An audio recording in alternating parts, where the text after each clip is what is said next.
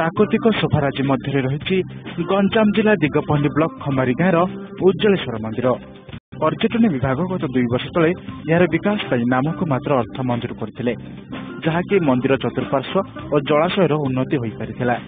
एबे सेठारे 2टी डंगारे पर्यटक बसी मजा नेउछंती। मंदिर को लगी रही घोड़ाहाड़ जलभंडा। एटी सूर्योदय और सूर्यास्तर सुनेली दृश्य देखणहारी को आनमना करिथाए।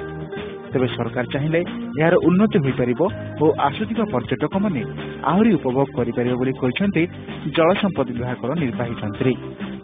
पर्यटक मानकर सुविधा होची किसी सेमती प्रपोजल ना गवर्नमेंट को पठेले जदि किसी प्रपोजल आसो बोल ही पार आ लोके बहुत गुड़े जाऊँ से पाखे उज्जलेश्वर मंदिर भी अच्छी जोटा कि लोके जाऊँ जी प्राय उज्जलेश्वर मंदिर जाती घोड़ाहाड़ डैम आसती देखती। हाँ सरकार चाहिए बोले पर्यटक हो पार। घोड़ाहाड़ जलभंडार देखा सहित एठारे कुंभीर चाष करा एप्रति पर्यटकों स्वतंत्र आकर्षण रही।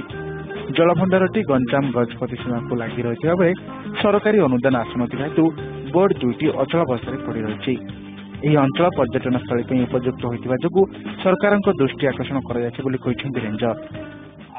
समस्त पर्यटक आसती उपभोग करती। डैम अच्छी पानी अच्छी तार प्राकृतिक दृश्य भी अच्छी शोभा पाँच आउ से डैम रे आमर कुंभीर भी अच्छी जो द्वारा कि लोक देखी मनमुग्ध होती। एणु यार परिवेश बहुत भल आ क्लाइमेटिक कंडीशन इज भेरी माने भल एणुक लोक गतागत बहुत होची। पर्यटकों मनोरंजन खोराक साजिला परी समस्त प्रकार सुविधा सुजोग अच्छी तथापि राज्य पर्यटन विभाग नजर पड़ी ना घोड़ाहाड़ डैम उपरे जहाँ जो पर्यटन मानचित्र एपर्यंत स्थान पाए ना। घोड़ाहाड़ डैम रु समीरकांत त्रिपाठी, MBC न्यूज।